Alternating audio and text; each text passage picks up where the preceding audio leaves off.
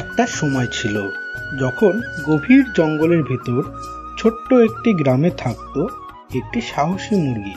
নাম তার টুকটুকি। টুকটুকি খুবই বুদ্ধিমতী আর পরিশ্রমী ছিল।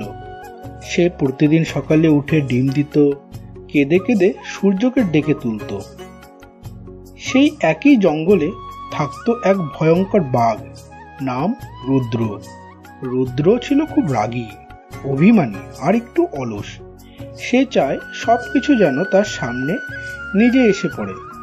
শিকার করতে তার ভালো লাগতো না। আর ছিল একটি ছোট্ট মৌমাছি, নাম টিপটিপ। টিপটিপ ছোট হলেও তার হৃদয় ছিল বিশাল। সে বনের সব প্রাণীদের সাহায্য করত, ফুল থেকে মধু সংগ্রহ করে আর অন্যদের জন্য সুন্দর গল্প বলতো। একদিন ছিল প্রচণ্ড গরম। বনের কোথাও এক ফোঁটা জলের দেখা নেই। মাটি ফেটে গেছে, পশু পাখিরা হাঁসফাঁস করছে। টুকটুকি কষ্ট করে ডিম দিচ্ছে, কিন্তু জল না পেয়ে প্রায় জ্ঞান হারাচ্ছে। রুদ্রের তো আরো সমস্যা, শিকার করতে তার মন চাইছে না, আর জল ছাড়া কেউ কোথাও দেখা দিচ্ছে না। সে রেগে গর্জে উঠল, হালুম, এই বৃষ্টি কোথায়? আমি আর পারছি না। তখনই গাছের ডালে বসা টিপটিপ বলল, রুদ্রদা, বৃষ্টি চাইলে আমাদের সবাইকে একসঙ্গে কিছু করতে হবে। প্রকৃতি তখনই শান্ত হয় যখন আমরা একসাথে কাজ করি। রুদ্র হেসে বলল, হা হা হা, একটা ছোট্ট মৌমাছি আমাকে শেখাবে কেমন করে বৃষ্টি আসে? টুকটুকি তখন বলল, শোনো, একটা উপায় আছে। যদি আমরা সবাই মিলে আকাশের দেবতাকে খুশি করতে পারি তবে হয়তো বৃষ্টি হবে। রুদ্র জিজ্ঞেস করলো, কি করতে হবে?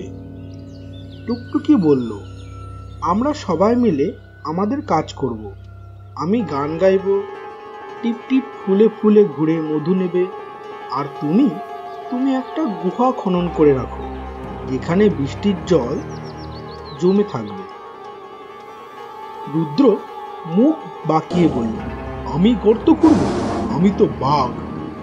টিপটিপ বলল, সদাই যদি নিজের ইগো ছেড়ে প্রকৃতির উপকার করে তবে বৃষ্টি আসবেই।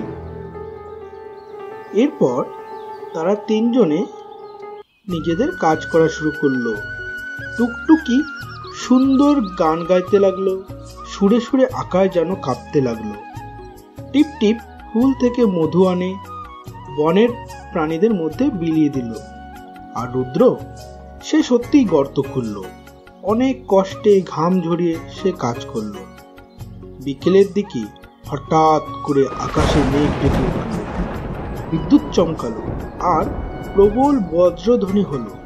আর তারপর টুপটাপ করে বৃষ্টি ঝরতে লাগলো। বন জুড়ে হাসি, আনন্দ আর নাচ শুরু হলো। টুকটুকি নাচতে লাগলো।